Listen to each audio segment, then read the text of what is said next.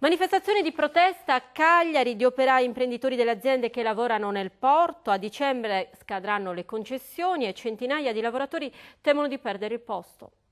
Stanno mettendo delle famiglie sulle strade. Si sta mettendo molto male, per noi almeno che abbiamo 50 anni.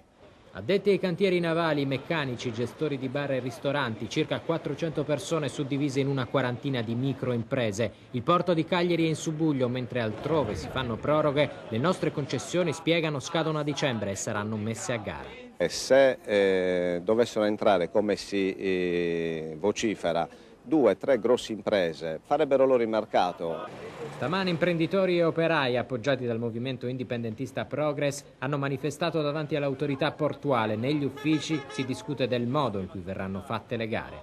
Dopo aver dialogato con le persone che venivano messe fra il Presidente e noi, ho provato ad andare io all'autorità portuale per chiedere un appuntamento appunto con il Presidente e dalla segreteria ho rilasciato il mio nome e il mio numero di telefono, mi è stato detto che mi avrebbero richiamato, ma non ho mai ricevuto risposta.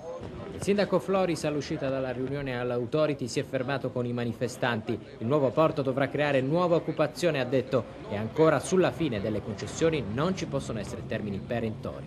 Se chiude la ditta di Barbini, dove noi stiamo lavorando per 20 anni, il posto di lavoro ce lo dà lui, oppure ce lo dà l'autorità, qualcuno ce lo deve dare.